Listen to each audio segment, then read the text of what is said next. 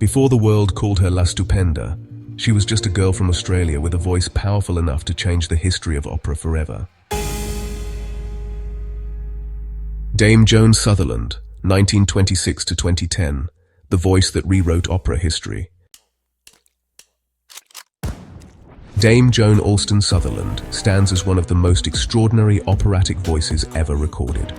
An Australian dramatic coloratura soprano of immense power, agility, and range. She transformed the operatic world in the mid-20th century and played a decisive role in the revival of bel canto opera. Known internationally as La Stupenda, her voice combined thunderous volume with crystalline precision, redefining what audiences believed a human voice could achieve. Joan Sutherland was born on the 7th of November, 1926 in Sydney, New South Wales, Australia, into a family deeply immersed in music. Her father, William Sutherland, was a gifted amateur baritone, while her mother, May Sutherland, was a trained mezzo-soprano who had studied classical vocal technique. It was her mother who became her first and most influential teacher, instilling in her the fundamentals of breath control, phrasing, and vocal discipline.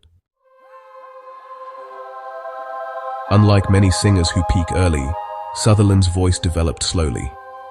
This delayed maturation honestly proved to be a blessing, allowing her vocal cords to grow stronger and more resilient.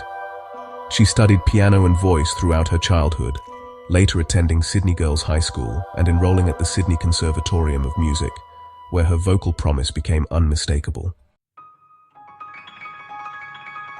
In 1951, Sutherland won the prestigious Sun Aria competition, Australia's most significant vocal award at the time.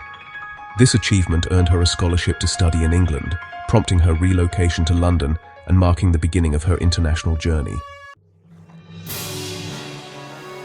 She trained under Clive Carey, a highly respected voice teacher who refined her technical foundation and encouraged stylistic versatility. In 1952, she made her professional debut at the Royal Opera House, Covent Garden, performing the role of the First Lady in Mozart's The Magic Flute. Early in her career, Sutherland was cast primarily in heavier dramatic soprano roles, including Wagnerian repertoire, though widespread recognition remained elusive. Everything changed in 1959, when Sutherland performed the title role in Gaetano Donizetti's Lucia di Lammermoor at Covent Garden. The performance, honestly, just stunned critics and audiences alike. Her effortless coloratura, those fearless high notes, and her immense vocal authority revived a style of singing that had, largely vanished from modern opera stages. This single performance ignited the global bel canto revival and catapulted Sutherland to international stardom. The press christened her La Stupenda, a name that, would follow her for the rest of her career.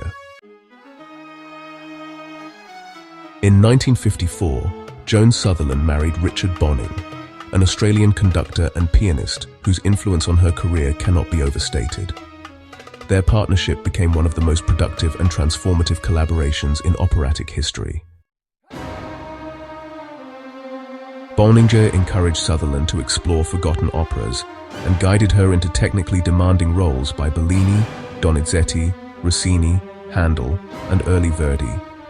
Together, they resurrected neglected masterpieces and brought them back to the world's major opera houses. Throughout the 1960s and 1970s, Sutherland reigned supreme across the world's most prestigious stages, including La Scala, the Metropolitan Opera, Vienna State Opera, Paris Opera, and the Royal Opera House. Her most iconic roles included Lucia di Lammermoor, Norma, Semiramide, Alcina, La Traviata, Esclarmonde, and Lucrezia Borgia. Her voice possessed a range of nearly 3 octaves, astonishing agility despite its size, unmatched breath support, and a radiant upper register that cut effortlessly through orchestration. Though some critics noted limited diction clarity, her technical mastery and vocal splendor were universally acknowledged as unparalleled. Sutherland recorded extensively with Decca Records, producing landmark recordings that remain definitive interpretations decades later. These recordings preserved rare operatic works, and introduced millions to opera through vinyl, cassette, and CD formats. Her influence extended beyond performance. She shaped modern vocal pedagogy and inspired generations of singers who studied her technique and recordings.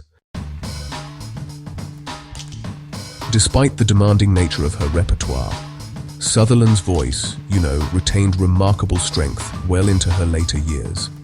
She gradually reduced her stage appearances before delivering her final operatic performance in 1989 as Marguerite de Valois in Les Huguenots. Her farewell concert took place in 1990 in Sydney, bringing her extraordinary career, honestly, full circle. Dame Joan Sutherland received numerous international honours, including Dame Commander of the Order of the British Empire, Companion of the Order of Australia, Kennedy Centre Honours, and multiple Grammy Awards. She became a symbol of Australian excellence on the global stage.